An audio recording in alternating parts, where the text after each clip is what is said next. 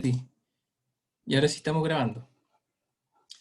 Entonces, principio de superposición, nosotros le vamos a dar por lo menos 3 usos. El primer uso va a ser que podemos ver qué pasa cuando tenemos múltiples pozos de bombeo funcionando al mismo tiempo y podemos expresar cómo sería el descenso, cómo la combinación de los descensos que hubiese causado cada uno de estos pozos por separado.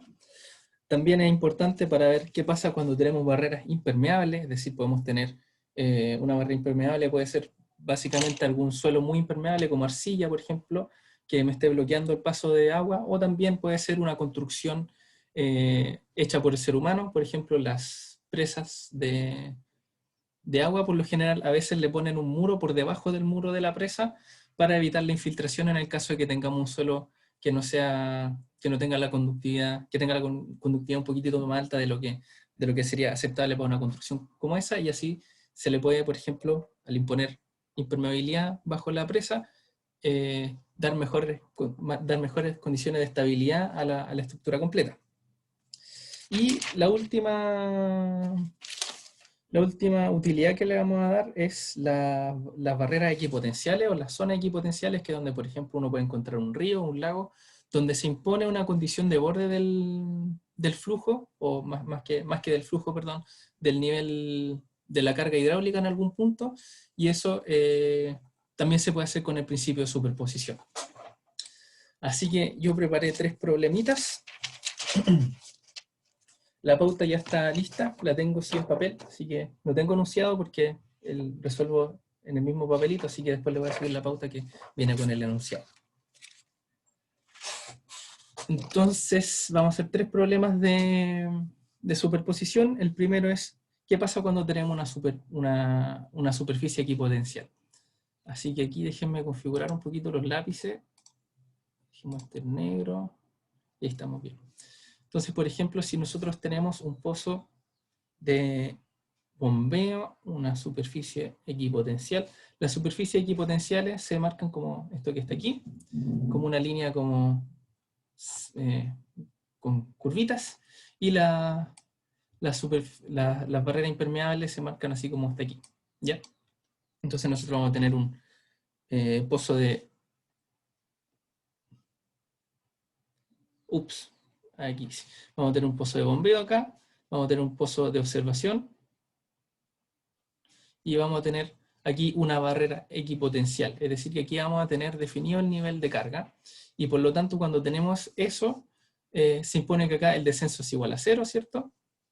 Y eso, para resolver eso, vamos a ocupar el principio de superposición, y el principio de superposición nos dice que cuando tenemos esta clase de barrera, lo que tenemos que hacer es agregar otro pozo perpendicular a la barrera, que se llama pozo imagen, a la misma distancia. Entonces, si aquí tenemos L, aquí vamos a tener L también, y el descenso en el pozo de observación va a ser la suma del descenso que hubiesen generado ambos pozos en su conjunto. En este caso, como tenemos una barrera equipotencial, este pozo, si este es un pozo de extracción, este va a ser un pozo de, ¿cómo se puede decir? De extracción. ¿Qué es lo contrario de extracción? De inyección, eso es. Sorry, se me fue la palabra. Va a ser un pozo de inyección. Esto es porque una barrera equipotencial. Si alguien no lo tiene claro, me lo puede preguntar, pero ya lo habíamos visto, por eso yo se los pongo nomás. Entonces, supongamos que L vale 200 y que vamos a tener aquí una distancia entre el pozo de observación y el pozo de bombeo original de 100. ¿Ya? Entonces pongamos H igual 100. Y nos están diciendo aquí que los datos son que el caudal de extracción es de 11 litros segundo. Como vamos a trabajar siempre con unidades SI, vamos a pasarlo al tiro a metros cúbicos. ¿Y qué otro dato tenemos? Tenemos la transmisividad, nos da la transmisividad. La transmisividad en este caso es 10 metros cuadrados sobre segundo. Esto es una transmisividad grandecita, pero no descabelladamente grande. Y también nos dan el radio de influencia, que lo voy a anotar como R grande, que es 600 metros. Esto es para acuífero confinado. Entonces la pregunta es, ¿cuánto es el descenso si es que nosotros tenemos este pozo funcionando aquí y tenemos esta barrera funcionando acá? Entonces el descenso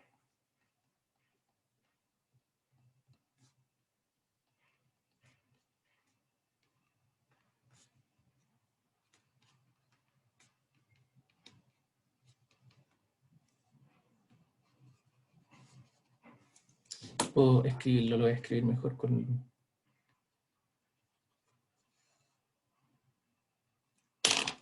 ¿Cómo se escribe aquí con este?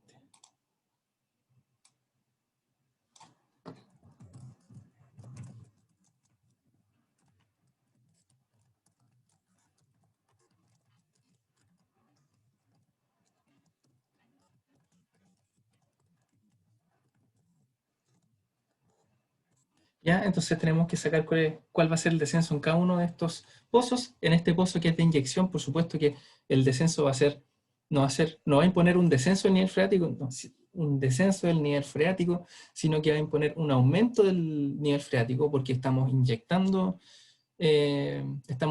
agua, entonces por lo tanto el signo de este va a cambiar. Entonces en vez de quitarle, en vez de generar descenso, va a quitar descenso.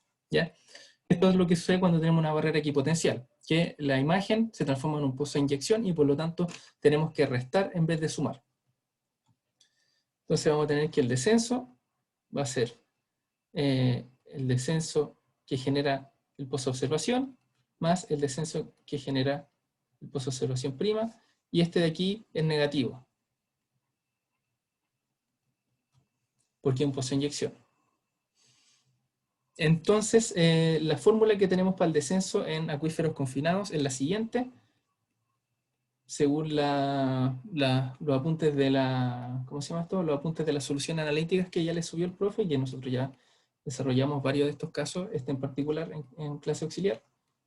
Tenemos que se puede escribir de esta forma, R sobre R pequeñito. Entonces, el descenso va a ser el caudal sobre 2pi la transmisividad, multiplicado por el logaritmo del radio de influencia sobre la distancia. Entonces, primero tenemos que calcular las distancias. Aquí vamos a ocupar Pitágoras. Entonces, voy a llamar a este R1 y a este R2. Entonces, R1 es sencillito, es 100, ¿cierto? Y R2, ¿cómo se saca R2? R2 va a ser, hacemos Pitágoras, ¿cierto? Entonces tenemos 100 para arriba y 400 para el lado, así que va a ser 100 al cuadrado más 400 al cuadrado. Y con eso estamos listos para calcular porque tenemos todos los datos. Y por lo tanto el descenso va a ser, déjenme que se vean los datos para que podamos reemplazar. Entonces va a ser el caudal, que es 0,011 sobre 2pi la conductividad, o sea, la transmisividad por 10, logaritmo de R, que es radioinfluencia, sobre R1 vamos a poner que es 100, aquí menos, porque es un pozo de inyección, 0,011, 2pi por 10, logaritmo de 600, sobre esto que es la raíz de 100 al cuadrado más 400 al cuadrado. A mí me dio, si es que lo encuentro, se los digo, me dio, no sé cuánto me dio. Me voy a calcular de nuevo. 100 al cuadrado más 400 al cuadrado. Me dio 412. 412,3. Y esto, si lo expresamos en numeritos, a mí me dio que eran 3,1 por 10 a la menos 3 metros menos 6,5 por 10 a la menos 4 metros. Y por lo tanto, el descenso me dio de 2,5 aproximadamente, aquí hay un aproximado, de 2,5 milímetros. Recuerden que el descenso es cuánto baja con respecto al nivel inicial. Por eso, cuando tenemos un pozo de inyección, se está restando descenso porque estamos subiendo con respecto al nivel inicial. Por si eso los confundía un poco. Bueno, y como ven, es bastante sencillo una vez que nosotros conocemos esta ecuación y conocemos los parámetros hidráulicos de lo que nos rodea, es que tenemos que reconocer dónde se va a reflejar las imágenes y encontrar las distancias con Pitágoras, en realidad. Así que hagamos el P1.2. Aquí P1.2.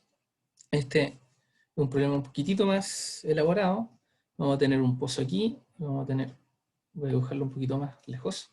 Vamos a tener un pocito aquí, vamos a tener otro pozo acá, y el pozo de observación va a ser este.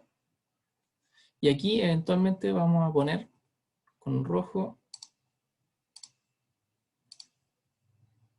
Bueno, si tienen preguntas ya saben que me pueden interrumpir nomás. Yo no les veo la cara de confusión, así que asumo que entienden todo. Y vamos a poner eventualmente una barrera impermeable. Eventualmente porque primero vamos a tener un caso sin barrera impermeable. Se lo voy a escribir mejor en un segundito más.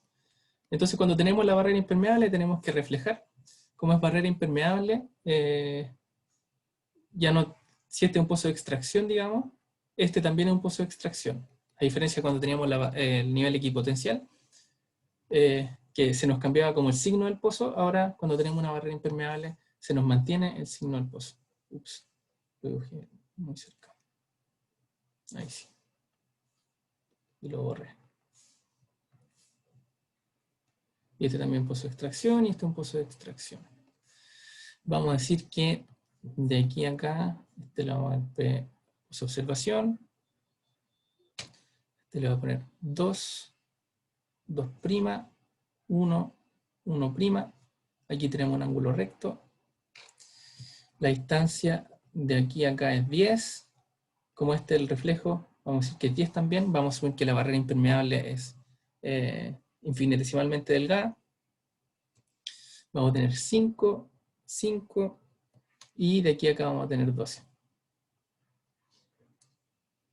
Entonces, antes de la barrera,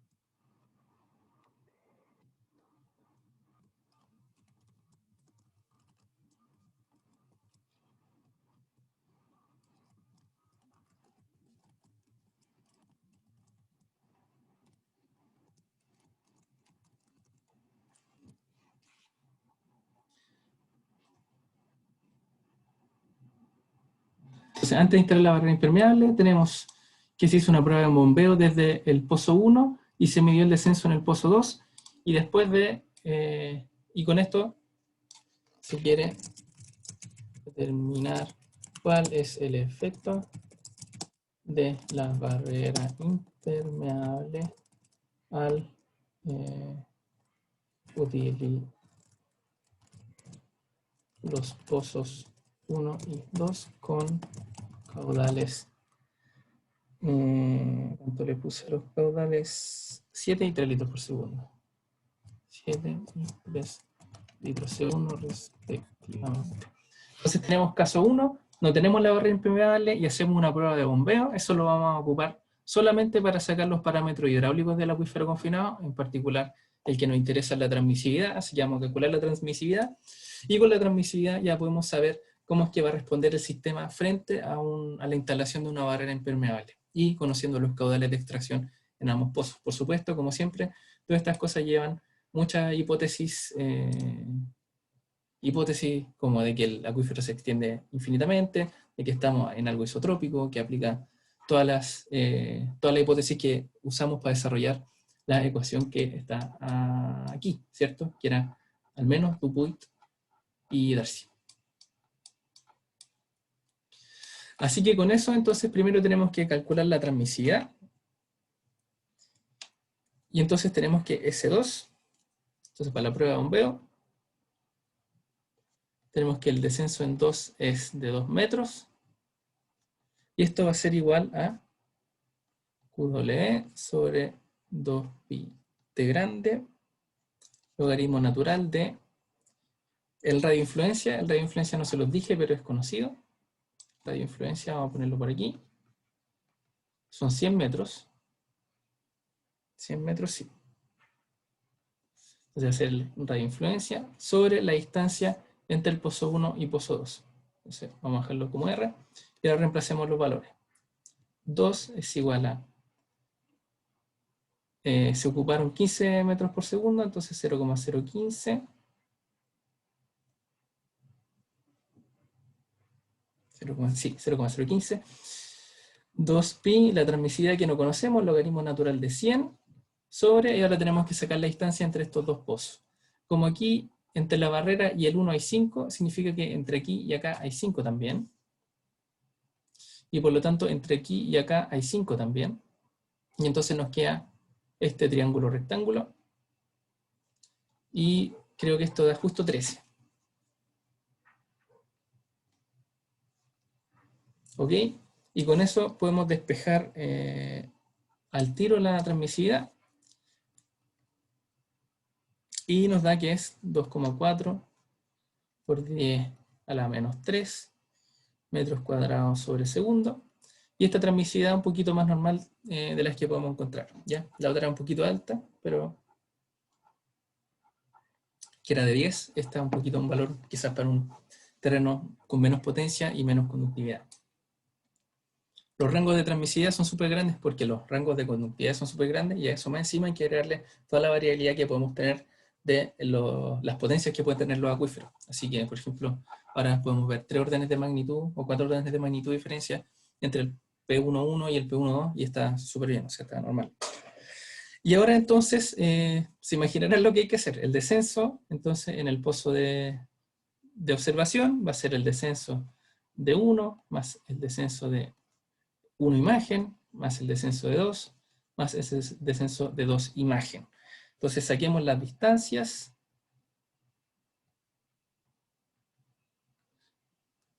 Se ve muy feo eso. Disculpen. Saquemos las distancias. R1, R2, R1', R2'. Esto es Pitágoras nomás, así que les voy a anotar los resultados. No tiene mucho sentido que se lo explique de nuevo. Ya saben hacerlo. Este de aquí se hizo un Pitágoras de 12 R2', 25. Déjeme corroborar solo el R1'. R1' es de acá, sería 12, 15. No, 12, 15, sí, este está malo. Disculpa, no estoy entendiendo. ¿Cuál es la distancia al pozo de observación? No está escrito. Ah, obvio que no la saben porque no la puse. Y es 5. Bueno, Sorry, gracias por... Ya, entonces... sí, pues no podemos sacar esta distancia para acá sin saber esa. Entonces sería 12 para arriba. Y aquí tendríamos 5, 15, 20. Así que parece que está bien. Sí, estamos bien. 12 para arriba, 20 para un lado. Nos da 23,3. Todo esto está en metros. Y ahora tenemos que reemplazar la fórmula. Entonces S1 va a ser el Q1 sobre 2pi por el T que ya lo tenemos. Q1 lo tenemos. T ya lo tenemos. Logaritmo natural de R grande que también lo tenemos. R1 que también lo tenemos. Lo podemos calcular. Vamos a hacer lo mismo para todos los pozos. Reemplazar los valores no tiene mucha gracia, así que obviamente se los voy a mostrar nomás. Están las fórmulas con los valores explícitos en la pauta, así que si tienen alguna duda la pueden consultar ahí. 0,86 metros medio aquí, 0,6 metros, 0,67 y 0,28. Por lo tanto, el descenso total en el pozo de observación a mí me dio, sumando todo esto, que era 2,41. Ahora lo que nos preguntaban, ¿cuál es la influencia que tiene? Entonces, voy a poner con barrera. Ahora sí. Nos preguntaban, ¿cuál es la influencia que tiene la barrera en el descenso de este pozo? Así que tenemos que ver qué pasa si es que hubiésemos tenido el caso sin barrera. ¿Quién me puede decir cómo podría saber cuál es el caso sin barrera? Por favor, si alguien se atreve a participar. ¿Qué tendríamos que Creo que haber se hecho? lo vieron, ¿o no? ¿Cómo? Ah, tiene... Ah, no, nada. ¿A alguien se le ocurre cómo podríamos hacer el caso sin tener una barrera impermeable con los datos que ya tenemos?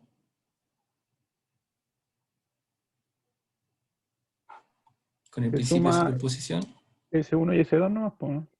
Así es. Muchas gracias, Matías. Entonces, sin barra, vamos a tener S1 más S2. Y eso no es nada más ni nada menos que, no sé cuánto es. S1 más S2 es 0.86 más 0.6. Son 1.46. Así que hay casi 1 metro de diferencia entre ambos casos y por lo tanto, por supuesto que el caso en el que tenemos una barrera impermeable, tenemos menos disponibilidad de recursos para extraer y por lo tanto el descenso tiene que ser mayor. Análogamente, lo que hicimos para resolver el caso con barrera es agregarle pozos de extracción, así que también, por supuesto, desde ese punto de vista, el descenso tiene que ser mayor porque estoy quitando más agua. Y en el caso sin barrera, por supuesto, se tiene lo opuesto, tenemos menos pozos de extracción o tenemos más capacidad de área para sacar recursos y por lo tanto tenemos un descenso más chiquitito. Y por último, el P1.3, también vamos a ver barreras impermeables, pero ahora vamos a ver un caso súper interesante. Entonces, P1.3. Y en este P1.3 vamos a tener el caso de que tenemos aquí un pozo de bombeo.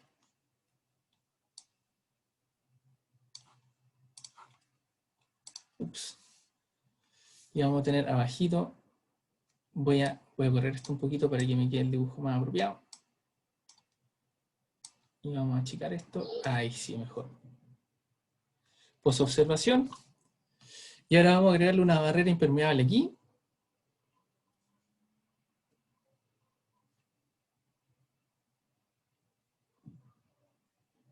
Que se extiende, por supuesto, hacia arriba y hacia abajo. Pero también le vamos a agregar otra barrera acá. Vamos a poner esas barreras ambas a 30 metros de aquí.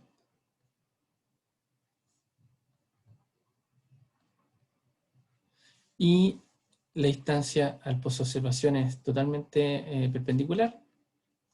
Y va a ser de 20. Por supuesto, uno podría darle un arreglo con un pozo de observación por acá, pero eso sería, la dificultad sería agregarle distancias pitagóricas un poquito distintas. Así que eso ya es como para una tarea más que para un auxiliar. Como que en eso no nos vamos a enredar después. Y entonces, por supuesto que esta distancia aquí también es 30, entonces, y aquí también es 30. Y aquí, ¿qué es lo que pasa? Pasa algo súper choro, que supongamos primero, hagamos como que si no existe la barrera de la izquierda, ¿ya? Supongamos que no existe la barrera de la izquierda, entonces yo digo, yo sé resolver estas cuestiones, tengo solo una barrera a la derecha, así que yo voy a poner una imagen aquí. Como son barreras impermeables, voy a ponerlos del mismo color para que parezca que son ambos pozos de extracción. Y listo, estaríamos listos si que tuviéramos solo una barrera a la derecha. Pero ¿qué pasa si ahora le agrego la barrera a la izquierda? Bueno, yo digo, yo sé hacerlo, yo soy ingeniero, soy seco. Llego y pongo una cosa aquí. Y estamos listos. Pero aquí tenemos un problema porque cuando agregamos esta segunda barrera, estas barreras son verdaderos espejos, por eso se llama pozo imagen y pozo real. Y esta barrera, al agregar aquí, no solo le aparece el reflejo de esta, sino que también tiene que reflejar esta, también tiene que tener una imagen al otro lado, para que se cumpla la impermeabilidad. Entonces tenemos que agregar, esto aquí es 30, entonces tenemos que agregar esta imagen de acá. Esta imagen de acá está a 60 metros de distancia con esta, entonces esta imagen de acá tiene que estar a 60 metros de la imagen que produzca este pozo. Así que aquí a 60 tenemos que agregar 1. Pero un momento, ahora que nosotros agregamos esta imagen de acá, este espejo de acá debiese también tener una imagen de este pozo imagen al otro lado. Entonces, no sé si se fijan en lo que está pasando, pero tenemos que agregar algo aquí a 60 metros, y esto se repite en forma infinita, ¿ya? Yo agrego infinitos pozos, o infinitas imágenes, digamos, y eso es lo que nos va a resultar al enfrentar dos barreras impermeables. Las barreras impermeables son como espejos, y por lo tanto, yo cuando pongo dos espejos enfrentándose, perpendiculares, y pongo algo al medio, se van a ver infinitas imágenes. No sé si alguna vez han subido un ascensor que tenga espejos por todos lados y han podido ver qué es lo que pasa, que uno se ve reflejado infinitas veces. Este es el mismo efecto de acá, solo que en vez de imágenes con fotones, vamos a tener imágenes como pozos. De todas formas, si yo los pongo un poquito inclinados para hacia cualquier lado, también van a aparecer múltiples imágenes. Para cualquier ángulo que esté entre los 180 y un poquito antes de los 90 vamos a tener múltiples imágenes, pero en este caso en particular, que los tenemos enfrentados en forma paralela, vamos a tener infinitas imágenes. Hay una fórmula que nos calcula el número de imágenes, que es el número de imágenes, va a ser el ángulo sobre 360, mentira, al revés. 360 sobre el ángulo menos 1. Entonces cuando esto es ángulo en sexagesimales.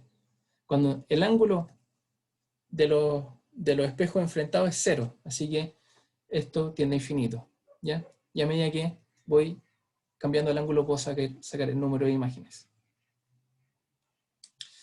Ahora, un momento, nosotros tenemos aquí, antes de que empecemos a sumar infinitas cosas y volvernos locos con la sumatoria, tenemos que recordar un detalle de nuestra solución. Nuestra solución S de R es Q sobre 2 pi t, logaritmo natural de R sobre R chico, si, solo si R se encuentra entre R doble E y R grande. Y cuando estamos fuera de R grande, fuera de radio influencia, el descenso es 0. Así que si bien yo estoy poniendo infinitas imágenes a ambos lados, alguien habló en el chat, a ver, ¿qué dice el subíndice de n? Dice imágenes, n es el número de imágenes. Valentina. Gracias. Ya, pues entonces, de nada. Entonces el descenso, oye, si me quieren preguntar algo, interrúmpanme nomás, por si acaso. Si prefieren preguntar en el chat no hay problema, pero me da lo mismo que me interrumpan. Entonces el descenso en realidad va a ser válido solo para algunos pozos, porque va a haber muchos pozos que con respecto a este pozo de observación van a estar tan lejos que no nos van a influenciar. Entonces si bien aparecen infinitas imágenes, quiero que les quede claro, vamos a considerar solo una pequeña colección de estas imágenes, porque nuestra solución es cosa de la solución, no el método. La solución para el descenso está para cierto rango, definida solo para cierto rango de distancia, y fuera de ese rango de distancia vale 0. No sé si les quedó claro. Pero una consulta. Ese ¿Mm? radio de influencia es el del pozo original que tenemos, ¿cierto? Sí, sí, porque el Ya. pozo original, pozo de bombeo, estas imágenes se asume que son exactamente el mismo pozo, solo que reflejado. Así que heredan ese radio de influencia. Y ese radio de influencia va a estar afectando aquí, ¿cierto? Así que haciéndolo más chiquitito, porque si no, no me cabe, en torno a cada uno de estos pozos. Va a ser el mismo.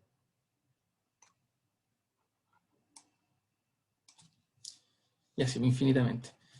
Y entonces, en este caso que el R es chiquitito, aquí el descenso sería 0, pero en este caso, en el caso real, con este R grande que nos dimos, que ¿cuánto mide R? Aquí 100, con R igual 100,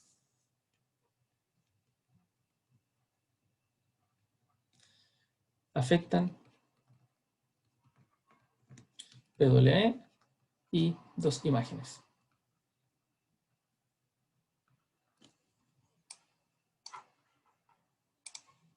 Entonces notemos un poquito lo que le acabo de explicar.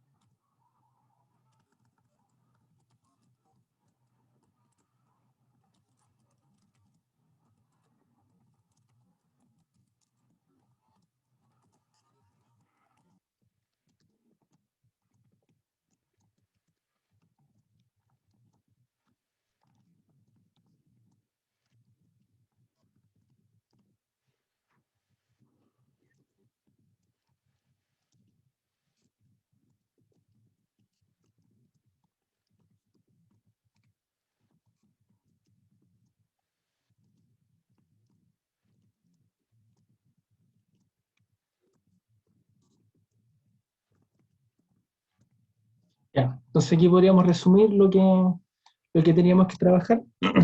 Ahora ya hemos resuelto hartos casos, así que les voy a anotar nomás cómo sería la solución como algebraicamente. Después nos damos un pequeño break y después volvemos con el problema 2, que es cómo ocupar el método de Thais. Entonces aquí el descenso, aquí el descenso sería el descenso del pozo doble más el descenso de imagen 1, pongamos la imagen 1, más el descenso de imagen 2, más 0. 0 porque ya las otras imágenes van a estar a más de 100 metros de distancia y por lo tanto no van a estar afectando al pozo de observación. Si nosotros dibujásemos el radio de influencia, nos daría algo más o menos así. Más o menos, ¿ya? En torno al pozo de observación. Y todo lo que está dentro de este radio, entonces, tiene solución distinta de 0 para el descenso, y todo lo que está afuera tiene solución igual 0. Entonces, todos estos pozos que están hacia acá, hacia la derecha, y hacia el otro lado, hacia la izquierda, valen 0. Y la solución, entonces, va a ser imagen 1, voy a ponerle imagen 1 y imagen 2. Imagen 1 e imagen 2 nos van a imponer el mismo descenso, porque están a la misma distancia y son la imagen del mismo pozo de pozo de extracción, ¿ya? En el caso de que no tuviéramos esta simetría y tuviéramos, no sé, el pozo de observación acá, por ejemplo, aquí, ya no podríamos decir que el descenso de estos dos sería el mismo, y no podríamos anotar que sería ese,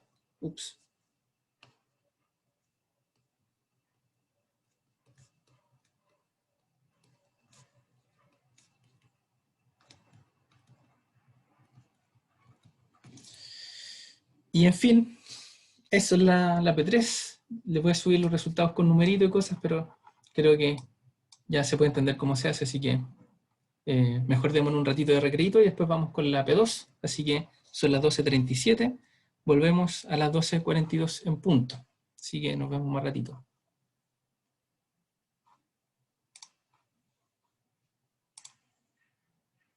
Grabar. Ya.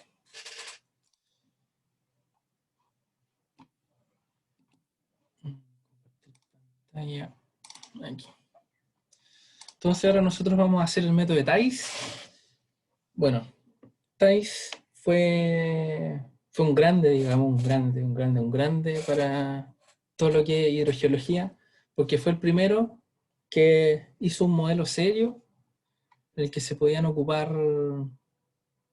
Si estoy.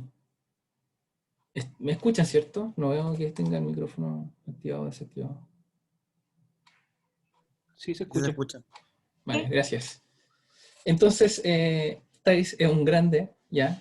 Y él en 1935 introdujo una herramienta para determinar las propiedades hidráulicas de acuíferos confinados y sin fuga, pero se podía, bajo esos supuestos y muchos otros más que después vamos a tocar, se podía estimar los parámetros hidráulicos de este acuífero, en particular la transmisividad y el coeficiente de almacenamiento específico.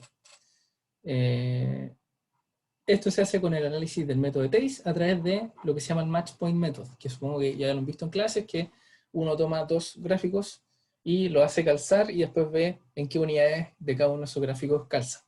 Las consideraciones que se tiene para el método de Thais, que hay que tener siempre muy presente porque casi nunca se van a cumplir, es que el acuífero es de extensión infinita, el acuífero es homogéneo e isotrópico, existe flujo horizontal, el pozo es completamente penetrante, pero existen software que aplican el método de Thais y pueden agregar una corrección a cuando tenemos que las cribas del pozo no son totalmente penetrantes. Que sea totalmente penetrante es que el pozo tiene influencia a lo largo de toda la vertical. Entonces, si se los dibujo, bueno, filo. Imagínense que tenemos un acuífero de espesor de potencia de 30 metros que el pozo sea completamente penetrante, es que tenga cribas a lo largo de los 30 metros. Entonces, si a mí me queda chiquitito el pozo, no llego a los 30 metros de abajo y por lo tanto estoy, al extraer o inyectar agua, estoy imponiendo velocidades súper verticales en algunos lados del pozo y por lo tanto, por eso está esa, o por lo menos una de las razones por la que está esa hipótesis de que tiene que estar totalmente a lo largo de toda la potencia del acuífero. Aún así, existe un término para corregir eso si es que no sucede, aunque sería raro tener un pozo que no sea completamente penetrante sin conocer la potencia del acuífero, pero en fin, si es que se conociera. Y es un término súper complicado que se le agrega aquí a la solución, súper complicado, pero se puede hacer. Nosotros no lo vamos a ver, pero se lo menciono por completitud, porque cuando estaba estudiando lo encontré. Un acuífero confinado y sin fugas, esto no sirve para acuíferos libres. Flujo transiente significa que vamos a tener variación del nivel en el tiempo, variación del nivel freático, perdón, del nivel piezométrico, porque el nivel freático va a mantenerse estable, variación del nivel piezométrico a lo largo del tiempo. A diferencia de lo que hicimos recién fue ocupar la solución para acuíferos confinados en régimen permanente de Dupuit. Ahora nosotros vamos a estar en un régimen transiente, así que son dos mundos totalmente distintos, para que no mezclen las cosas, por favor. ¿Ya? Aquí la solución del descenso es muy, muy distinta. Y no se pueden mezclar ambas soluciones, ¿ya? Y por último, el radio de extracción, el radio del pozo de extracción es despreciable. Es decir, que el pozo, el rango de distancia a la que nosotros vamos a estar estudiando la influencia es tan grande que las 10 pulgadas o 5 pulgadas que va a tener el pozo de extracción van a ser totalmente despreciables. Para resolver este problema se impone la típica ecuación de continuidad, que era el descenso por la deriva por dH de t, es igual a la transmisividad por el laplaciano de las cargas, y se imponen estas condiciones de borde, y ahí se empieza a resolver. El profe le subió un documento con eso, con la resolución analítica. Es súper compleja y se ven cosas bastante sofisticadas. Por ejemplo, se ocupa transformada de Laplace para resolver. Después se ocupan las soluciones de Bessel, creo que son. Las soluciones de Bessel. Sí, las soluciones de Bessel, que son unas funciones especiales que aparecen mucho cuando uno resuelve ecuaciones diferenciales de este tipo. Después, después tiene que integrar en el plano complejo, que es algo que tampoco se ve, creo, que yo sepa, no se ve en ingeniería, yo lo vi, pero en un ramo electivo, y es súper extraño. Hay un teorema ahí que uno, si tiene una integral cerrada de una función en el plano complejo, entonces la integral vale 0. En este caso, puede valer distinto 0 en otros casos, pero no quiero hablar de eso. En este caso en particular, la integral en un contorno cerrado vale 0, y por lo tanto con eso puede, la integral que quiere sacar, puede expresarla como un contorno cerrado, dividirla en muchas integrales fáciles y despejar la integral difícil que quiere sacar.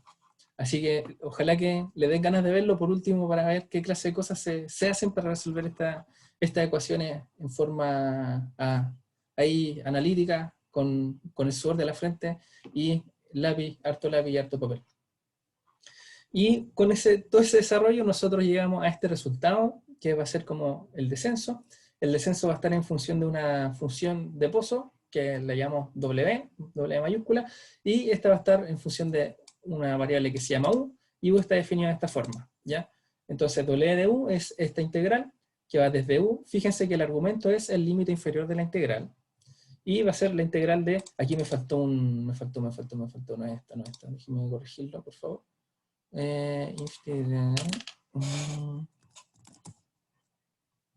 Sorry, no sé por qué lo puse mal. Ahí sí. Ahí se ven ya. Y el integrando es este bichito que está aquí, que obviamente no es fácil de integrar. Esta cuestión es muy, muy difícil de integrar. Y por lo tanto, nosotros vamos a ocupar una aproximación para saber el valor de esto. Y esto tiene toda la pinta de ser una expansión en Taylor. Así que vamos a ocupar esto para evaluar W de U. El profe con la función que nos mandó llega hasta n igual 100 o 101. Así que tiene como 100, un poquito más de 100 términos. Y por lo tanto, con 100 términos, una expansión en Taylor podríamos considerar que está bien hecha. No sé si hay alguna duda con todo esto. Esto es todo visto en cátedra. Antes de empezar a meterle, empezar a masajear el asunto con datos reales.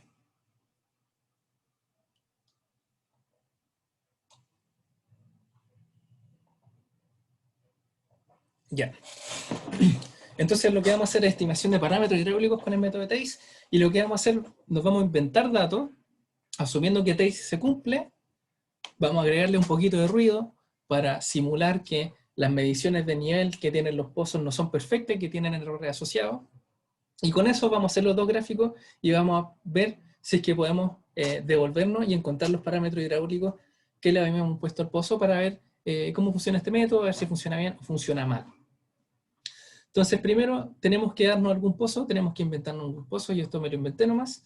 Vamos a decir que son 10 litros segundo el pozo de extracción, el R que es 20, la transmisividad le puse 2 por 10 a la menos 3, y el coeficiente de almacenamiento específico es 2 por 10 a la menos 5. Este está en 1 sobre metros, 2 por 10 a la menos 5, bueno, filo. Sí. 2 por 10 a la menos 5, 1 sobre metros, y el R es la distancia desde el pozo de observación al pozo de extracción. Con esto vamos a ocupar TACE para ver qué curva es la que se nos hubiese generado el descenso. ¿Cómo hubiese sido el descenso? Entonces ponemos todos los datos acá, importo aquí las funciones necesarias, hago un vector de tiempos que va a ser a lo largo de va a ser a los tiempos a los que voy a estar evaluando el descenso, o en este caso U, y genero la función W. No quiero entrar mucho en detalle, pero esta cuestión de aquí es la expansión que teníamos arriba, y por lo tanto lo importante es que podemos tener un descenso teórico reemplazando todos los valores que nos dieron, ¿ya? Entonces el descenso teórico es esta de aquí, ¿ya? S es Q sobre 4 pi t por doble. U sobre 4 pi t por doble, ¿ya? Esto es lo que quiero que se queden de toda esta majamama. Esto por si acaso se llama Jupyter Notebook y sirve para hacer esta clase de cosas que es como presentar código en conjunto de texto. Un editor de texto bastante sencillo, pero está integrado con LaTeX y uno le puede poner negrita y cosas muy sencillas. Así que a mí me gusta bastante. Si lo quieren ocupar, bacán. No es difícil de implementar. Entonces vamos a graficar la solución de descenso teórico y el tiempo en un gráfico log-log, porque el método TACE siempre se ocupa en gráficos log-log, así de simple. Y fíjense primero que si nosotros vemos la curvita que nos da, a ver si esta es la curvita que nos da el método, el algoritmo del profe. No es exactamente igual si lo corren ustedes, porque le cambié unas dimensiones, las dimensiones de los ejes, o digamos el rango en el que sale en los ejes horizontales y verticales, pero es la misma función, solo que la corrí por un lado nomás. Esta es la forma que tiene esta solución, y esa es la forma que debiese tener esto de aquí. Ahora, como nosotros tenemos datos discretizados, uno dice, oye, pero aquí me sale algo recto, está mala esta cuestión.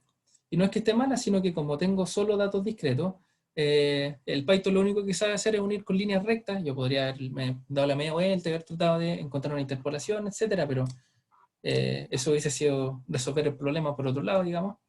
Así que aquí que aparezca esta recta no significa que no se nos está ajustando bien, sino que no tenemos la suficiente cantidad de datos entre medio para poder ver la curvatura que hubiese tenido la función aquí. Entonces, una vez que nosotros tenemos el descenso teórico, graficado en un gráfico log-log, nos falta decir, bueno, ¿qué pasa? En la realidad es que no tenemos pozos que puedan medir perfectamente bien el descenso. Así que vamos a hacer una técnica que se suele ocupar bastante cuando se evalúan modelos, que es agregarle ruido aleatorio a los datos simulando lo que hubiese pasado si es que las mediciones hubiesen sido reales. Entonces, ahora que hemos podido determinar el descenso en forma exacta a través del desarrollo de TACE, bueno, entre paréntesis, por supuesto que les voy a subir este material, se debe agregar ruido al asunto para simular lo que sucede en terreno.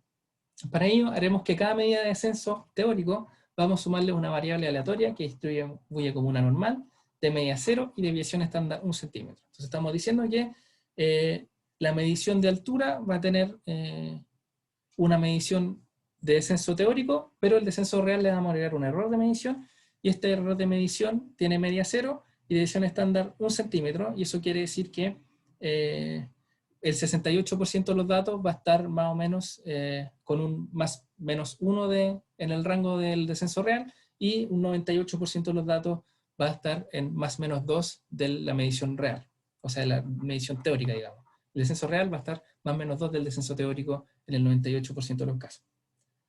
No sé si se entendió, pero me imagino que si no entendieron me preguntan. Por último, ahora que ya le agregamos el ruido, vamos a graficar entonces ambas cosas. Entonces tenemos el descenso teórico, que era lo que teníamos antes, y ahora graficamos el descenso real. A ver si puedo agrandar esto. Puedo achicarlo. Puedo hacer zoom.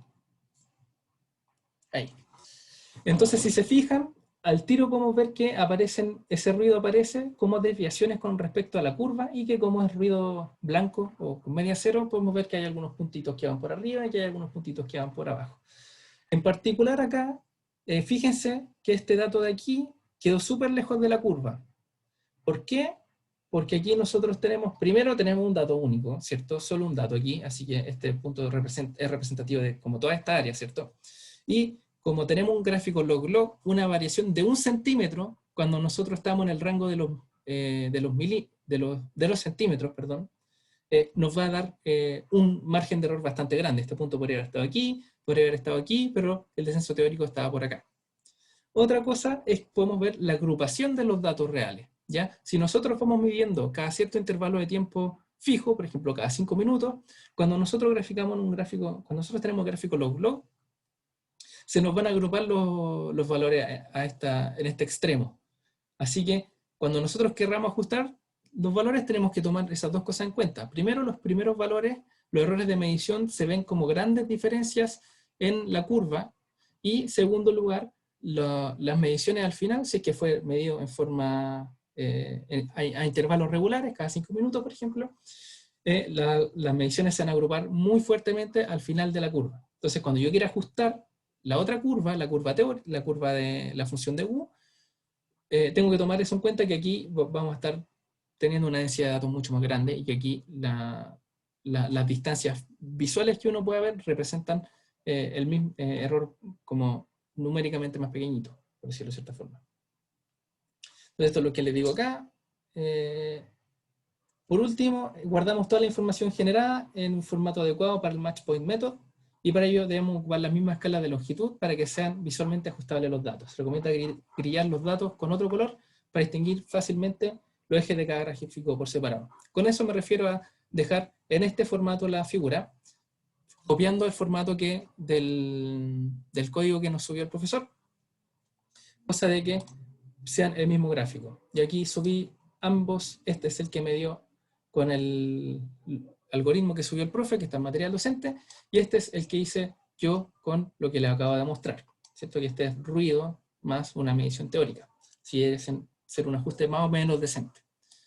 No aparece el primer valorcito, el primer puntito, así que no aparece este de aquí. Este de aquí no aparece porque se sale del rango, porque aquí este llega a la -2, ojo, pero el resto de los puntos sí aparecen. Por último, para ver, esto es súper importante, súper importante, y se les puede olvidar, por favor no lo olviden, si es que van a hacer este método, tienen que hacer que calcen estos gráficos. Como pueden ver, a mí me calzan casi perfectamente. Ahí está, diría que... Si se fijan, ahí está. Si se fijan, es prácticamente igual, no sé por qué no calzan exactamente igual, porque le puse exactamente las mismas condiciones a mi figura que a la del profesor, y esto ya podemos decir que está bastante bien.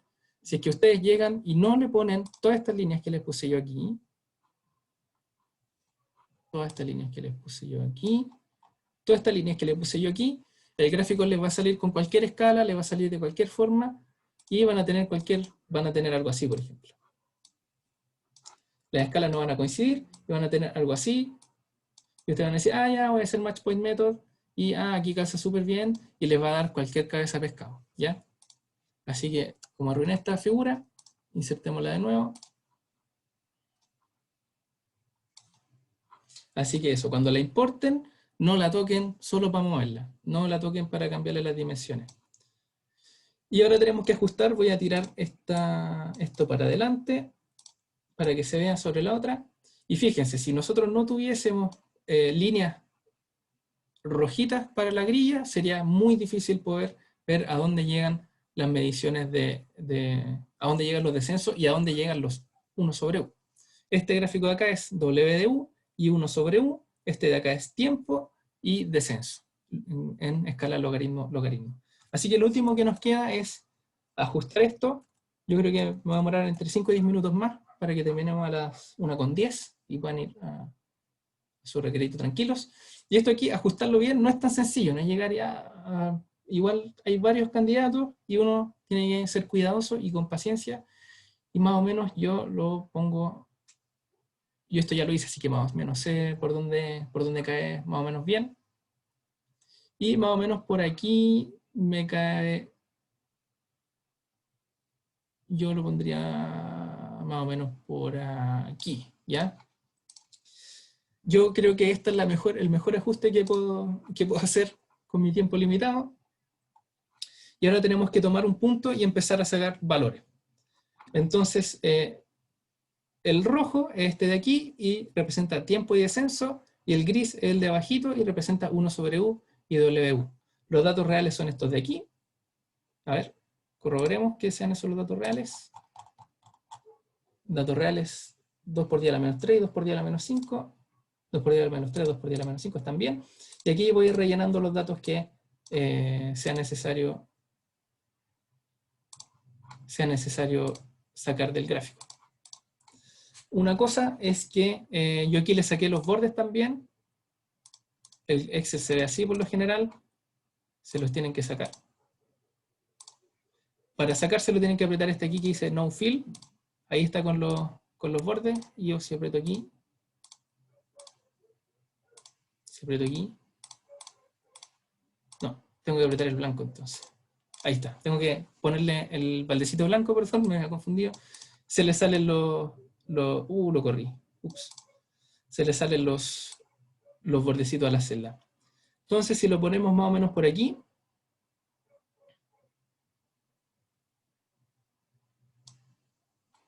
aquí vería que estaba como antes, quizá un poquito más para acá. Sorry que me haya equivocado y lo haya corrido.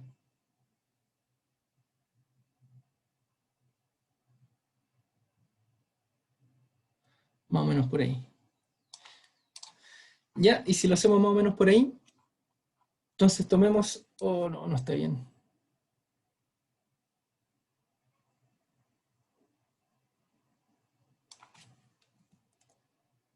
Ahí sí, un poquito más para... Ahí sí, ahí me tiene un poquito más satisfecho. No quedó tan perfecto como lo hice la otra vez, así que no me van a quedar tan bien probablemente los parámetros hidráulicos. Pero sigamos nomás. Lo primero que hay que hacer es elegir un punto cualquiera. Yo, como me gusta trabajar lo menos posible, voy a elegir el punto que está en D a la 3 en el rojo. Entonces, este punto que está aquí. Recortemos esto para que podamos dibujar encima. Entonces nos vamos a quedar con esta superposición. Y ahora yo lo paso a Paint para poder tirar líneas y poder medir bien qué es lo que vamos a estar...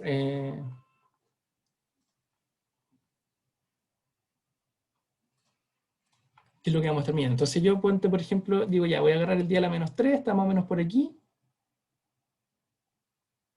Voy a tirar un cuadrado.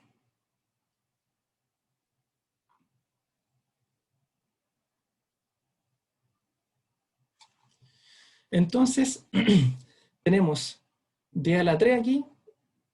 Aquí tenemos día a la 2. Esto es 100, 200, 300, 400, 500, 600, casi en los 700.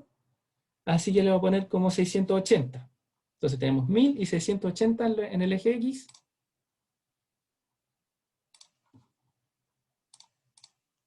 Y 680 aquí. Vamos a borde.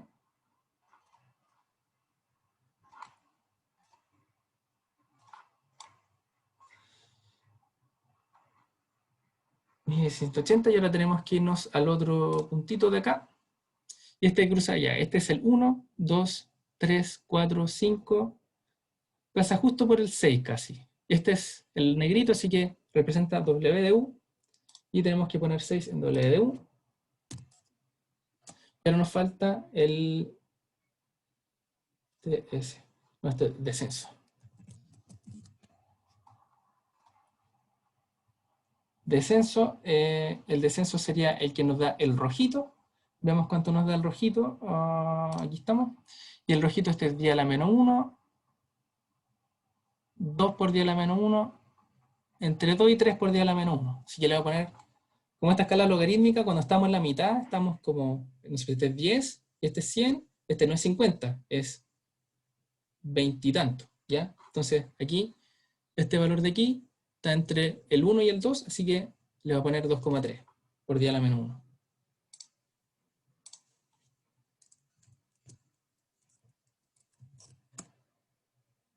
Y vemos qué valores nos dio. Me dieron un poquito peor de lo que me habían dado cuando lo hice yo con más calma. Pero dan bastante bien, fíjense.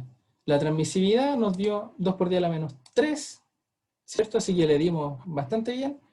Y al coeficiente de almacenamiento específico nos dio un poquitito más grande. Nos dio un poquito más grande. Así que así se hace el Match Point Method. No sé si hay alguna pregunta. Con esto terminaríamos. Antes de que se vayan, les voy a mostrar solo algunas cositas que hay que cambiar para usar este que nos entregó el profesor. Yo ocupo Python 3. Este está escrito en Python 2. La diferencia entre Python 3 y Python 2 en sintaxis son casi ninguna.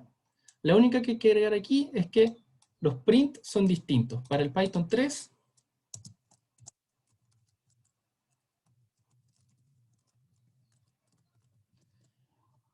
el print lleva paréntesis así, paréntesis redondito, y para el Python 2 no lleva paréntesis. Eso fue una de las cosas que hubo que cambiar. Creo que no hubo que cambiar ninguna otra cosa más porque sea Python... Ah, bueno, hay otro print en algún otro lugar. Y ese print también aquí. Este print obviamente también hay que cambiarlo. Otra cosa que hay que cambiar es que aquí el PDF name les va a salir como una línea de como C, desktop, o escritorio, documentos, juvenal, resultados, / tarea 3, / imágenes, no sé, una dirección para una computadora, y la guarda como PDF.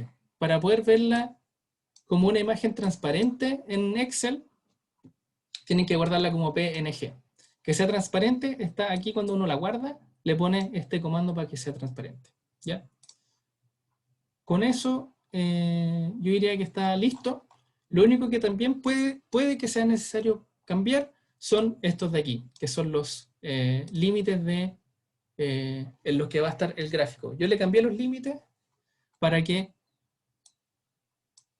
coincidieran estos con estos que son mis datos, ¿ya? En el caso de Juvenal parece que llegaba hasta 10 a la 3 nomás. Entonces me perdía una gran parte de la curva del ajuste si es que no le cambiaba los límites del gráfico. Los límites del gráfico y de los tiempos, o de los U que se tienen que mostrar. Pero eso es todo. Muchas gracias por su asistencia. Quedan dos minutitos por si me quieren hacer preguntas. Y de ahí nos retiramos. Yo les voy a subir la pauta de la P1 y este notebook que se lo voy a subir como PDF o como formato .pnbi, creo que Si alguien tiene el Jupyter lo puede correr, y si no tiene el Jupyter lo pueden ver como PDF, igual pueden ver lo que hice y bueno, o como HTML también lo puedo descargar. Así que eso, le voy a subir ese material y bueno, me quedo calladito por si tienen dudas.